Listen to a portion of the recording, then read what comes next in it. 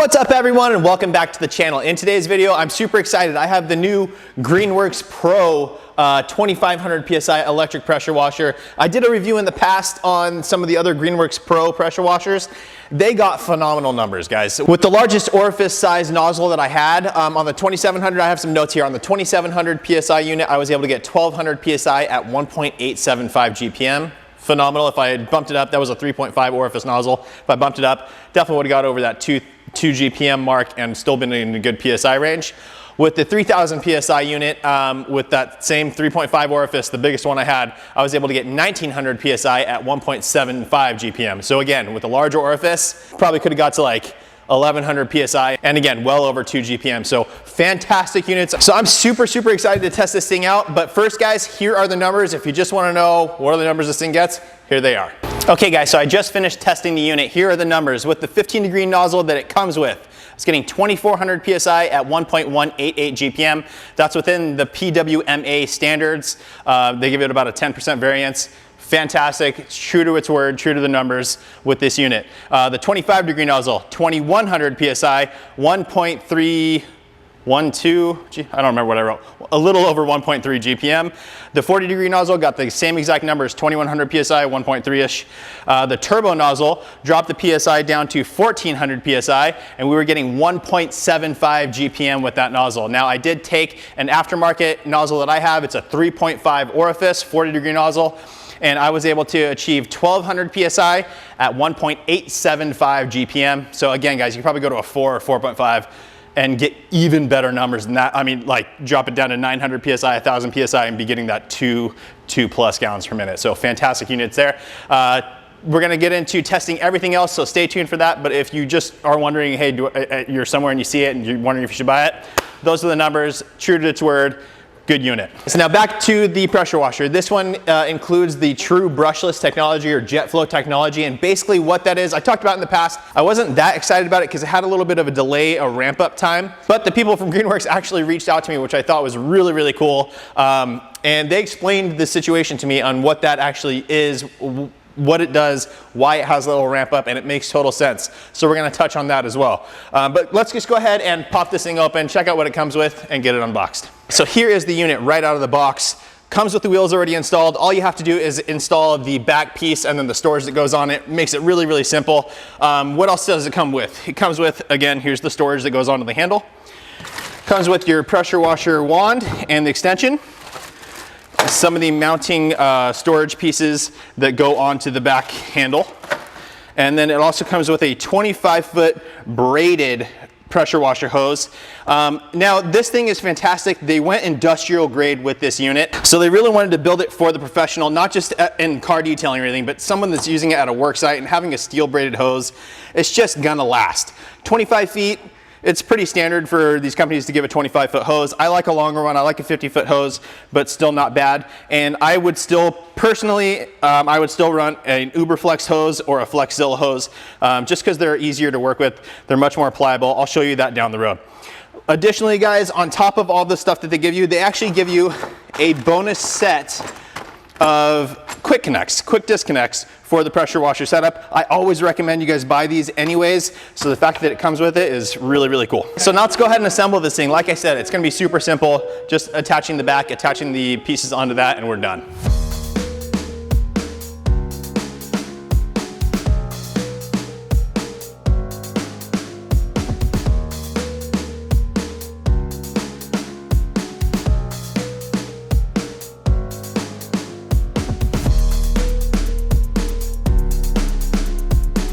Here it is, all completed, all set up. This thing is an absolute beast. It's a big unit. Goes up to about my waist, as you can see, at least as far as the handle goes. Awesome amount of storage. So right on the front, you have your turbo nozzle, soap dispensing nozzle, 40 degree, 25 degree, 15 degree. All of these guys are going to have a different size orifice, meaning the hole that the water actually passes through. So that's where you're gonna get different PSIs and different GPMs. Now on the Ryobi units, they include the same orifice between all the nozzles. When you start manipulating them on their induction motor units, When you open up that orifice to get more flow, it kills the PSI. It drops it significantly. That's the only downside I have with those Ryobi units for the higher PSI ones when they're using an induction motor. Again, this guy uses a Tru Brushless motor. It's a different type of motor. It's lighter, it's more efficient, it's brushless, so no wear and tear, and it's smart, meaning it will adjust its power depending on the orifice size of these nozzles. Unlike the Ryobi, where you open up that orifice a little bit and it just completely, the performance takes a dive off of a cliff, these will not. They'll actually work in between and optimize for the tip that it has on it. So that Tru Brushless technology, jet flow technology, that again, I said I didn't like that delay, it actually makes a ton of sense because it does so many things. It offers you the smart technology so it adjusts its performance between the tips. Also with this Tru Brushless motor, it's more efficient than a traditional induction motor. It's lighter weight, still no brushes, so complete no wear and tear. It's gonna have incredible longevity. Now, one more benefit of that Tru Brushless technology is that slow startup. And the reason that's actually a benefit, which I didn't realize before, but it makes sense, is you're gonna have less issues with tripping breakers because it doesn't have that gigantic power draw right when you turn it on. Has a slow start, slowly builds the amperage, and you won't have those issues nearly as much as other units. With this one also, guys, I'm gonna flash you over to the pump on this thing. They used an industrial grade triplex pump that's rated for 1,000 hours. Most of these consumer-based pressure washers, I don't remember what the rating is, somewhere 100, 200 hours, something like that. This thing's rated at 1,000 hours, so you're not gonna have to worry about it. It also has these large 10-inch never flat wheels. Again, just really easy if you're using it around a work site, around your house, it's easy to move. 35-foot power cord on it with the ground fault plug on it, so you don't have to worry about anything, and you have plenty of reach. Now, even with all the reach from the power cord, like I said, it does come with a 25-foot pressure washer hose, steel braided pressure washer hose, which is right here. It's not the most cumbersome, like it's not bad at all. It moves pretty well. It's kink-free. An industrial grade, 25 feet, like I said, I wish it was a little bit longer, but that's, you know, the standard for what these things come with. However, I do still prefer the Uberflex hose, guys, and I just will show you here. The pliability of this thing is second to none. It's just, I mean, it's just an absolute noodle. And also doesn't kink. You can get this thing to roll over on itself, but there's still no memory in the line, so you don't have to worry about it kinking and staying kinked on you. And also at 50 feet, you're just able to get, like for me, detailing cars, you're able to get around more, around the car without having to move the pressure washer. If you're working on your house, you can get around the yard a little bit better with a 50-foot hose. But that steel braided hose that it comes with is not bad at all. Like it moves pretty well. So now just a quick side note, some of these other Greenworks pressure washers actually ship with a 20 or 25-foot Uberflex hose. So they obviously see these are fantastic hoses as well, but I do understand why they went with a steel braided pressure washer hose on this thing. 1,000-hour pump. They're just going industrial grade here, guys. They just want to make it so you don't have to worry about anything ever again. Now with that said, let's go ahead and take a look at the pump. I have my phone here. I'm going to bring it in close. And here it is, guys. You can see that this thing is an absolute monster compared to most other pressure washers. You know, this is reminiscent of my AR630, my Adams Pro pressure washer. You know, they have these massive pumps on them and they just get tons of flow. They're really industrial grade and last a long time. Now this one does not have a total stop system on it. And the reasoning for that, again, is industrial grade. So you could upgrade the hose on this and then you don't have a delay between the startups. Because it's got a continuous running motor. The water inlet is right here, water outlet is here. Not my complete favorite positions, but not bad. As long as they're pointing in separate directions, I'm cool with it. Now this one, I have it standing up right now for storage, but when you operate it, you will flip it down on its side and it's easy enough to access your water inlet. Again, water outlet will be here. And then you will see this little guy here. If you take this off, there's a warning on it. It says it can get hot. And that is just, I believe that is a piece where since the motor is continuously running, it continuously keeps the pump cool, and this piece will discharge warmer water from it. So just, I looked through the manual, I didn't see anything about it, just leave that cover on, I guess. At least, I'm not 100% sure on that, guys, if you leave that on or take it off, but I don't see anything in the manual, and on all the pictures that is on there, so I wouldn't worry about it. It also has an oversized 1-gallon soap tank. Now, if you've seen my other videos, guys, I do not use a soap tank personally. I use a foam cannon that goes on the end of the pressure washer wand. That way, soap and whatever kind of detergent doesn't go all the way through the hose. It just sits at the end of that and you don't contaminate the whole hose. Now with that said, guys, let's go hook this thing up to water, hook it up to power, and start testing it. We're gonna test noise level. We're gonna test the amperage pool from the plug. And then obviously we're gonna test the PSI and GPM for all those nozzles. And then maybe a larger nozzle to see what the maximum performance is that we can get. So here we go. So I've got the unit all hooked up. I know it's a little blown out back there, it's hard to see, but it's all hooked up. I'm gonna turn the water on in a second. Really quick, I wanted to talk about the rating on this thing. This thing is rated at 2,500 PSI, 1.2 GPM. That's going to be the max amount of PSI we're gonna get. Now this is PWMA rated, so that's Pressure Washer Manufacturers Association, I believe, something like that. And how they take their ratings is they actually buy a bunch of different units. They take an average of all the performance specs that they get, and then as long as it's within about 10% of that, they allow the rating to go there. So as long as we're getting around 2,200 PSI, it's an accurate rating according to the PWMA. I will say though, the pressure washer wand, I prefer a stubby wand. I have a whole video on the upgrades that I like. I'll link that up here or down in the description. Covers stubby wand, the pressure washer hose, attachments, all that kind of good stuff. But I will say with this one, so many of these pressure washers will come with the wand will have their connection point here, which I am not a fan of. This one comes down at the bottom and I am a huge fan of that. It just keeps the hose back. You don't want to be working on a car and having it drop here and hitting on the fender and all that kind of stuff, risking marring or whatever else. It just kind of gets in the way. Having it in the back is fantastic. So as always, whenever you're starting a pressure wash, you want to turn all the water and everything connections on, pull the trigger, let the air purge out of it. There we go, we're starting to spray. You want to do that so you're not leaving air bubbles in the line. Just helps longevity, helps the flow and the pump work at its best. Okay guys, so I'm gonna go ahead and fire this on. You'll hear it ramp up.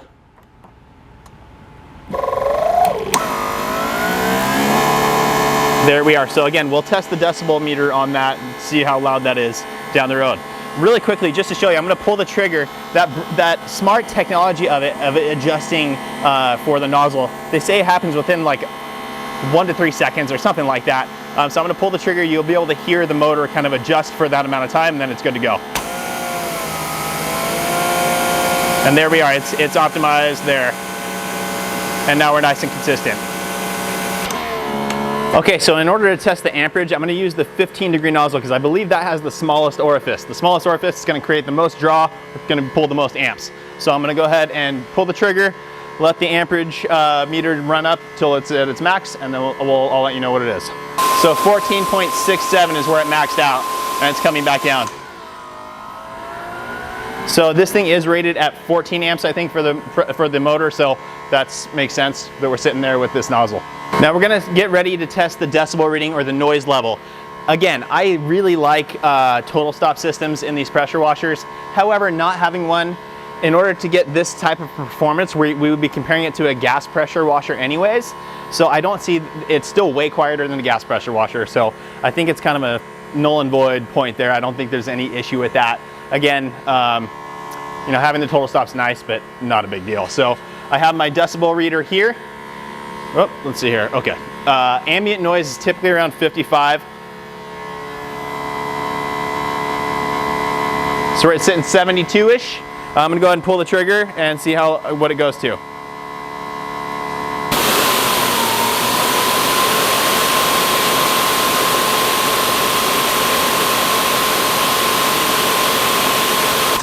So bouncing between 80 and 81 decibels, that's actually overall, that's quieter than most units. Again, the continuous run is noisier, but whatever. Okay, now I'm gonna go ahead and plug in my pressure PSI gauge and see what this thing's sitting at.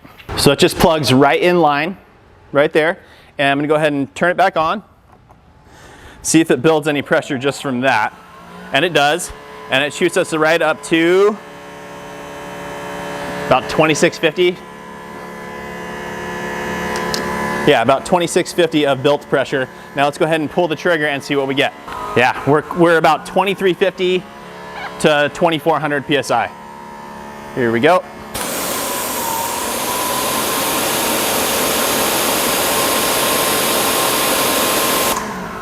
So very good. Okay, now to test the GPM, or gallons per minute of flow, I have my bucket here. It has a little measuring guide on the side. I'm gonna stick the nozzle into the bucket, time it for 1 minute, and that'll give us our gallons per minute rating. So again, 15-degree nozzle first. This one should get the least amount of flow compared to the others. And here we go.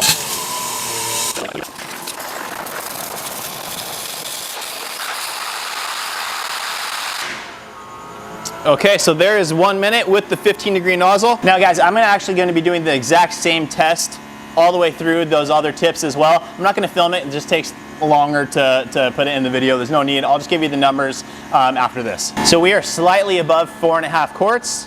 Let's see here. Yeah, almost 4 3/4 quarts actually.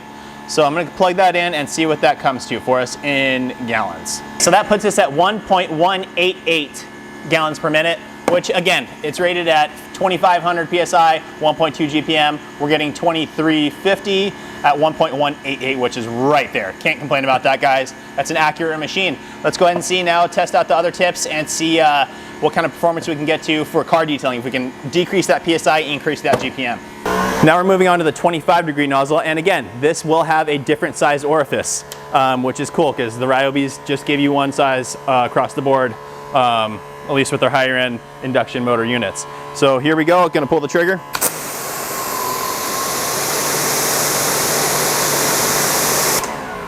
(2100 PSI with the 25-degree nozzle.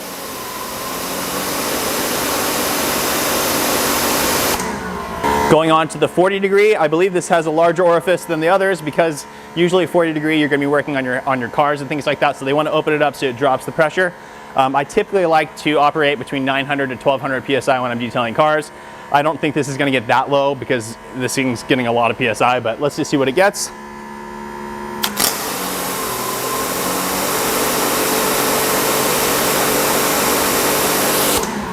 And it looks like it's getting the same numbers as the 25. So the 15 degree is definitely a smaller orifice. The 25 and the 40 seem to be the same. Now, last but not least, we're gonna go ahead and check the turbo nozzle. This is one of those deals where it just creates a cone pattern. It's better for cleaning, like it cuts through stuff. So not something I use on paint on cars, but for your driveway and all that kind of stuff, works really, really well. Yeah, and a lot of people think that it actually creates more pressure. But here's the proof that it doesn't. It actually creates less, but just the spiral motion is what creates the cleaning effectiveness. So here we go.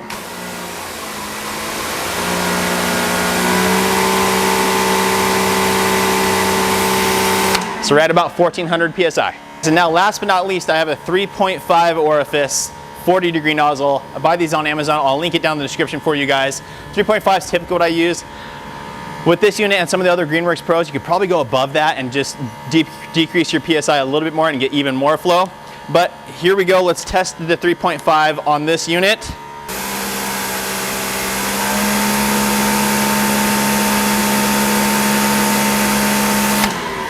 So that's probably where I would use it for detailing cars, is with this 3.5, possibly a 4 or 4.5, get it a little bit lower, increase that GPM even more. And last but not least, guys, it's really no surprise here, but this unit works absolutely phenomenal with the foam cannon. With those numbers, though, you're getting all that flow. It's going to work fantastic for you, even with a cheaper foam cannon. Now, I am using the MJJC Pro Foam Cannon Pro. This is the V2. I have it available on my site. You can also buy it on Amazon. On my site, we have them in stock where we can ship them right away versus Amazon's usually a couple weeks out. But we've got them in stock. These things are fantastic. Even if you have a pressure washer that doesn't have this kind of flow, you still get really, really good foam. But anyways, guys, just wanted to show you this unit working with the foam cannon. It's phenomenal. So there you have it, guys. The Greenworks Pro full-blown industrial grade 2500 PSI 1.2 GPM rated unit.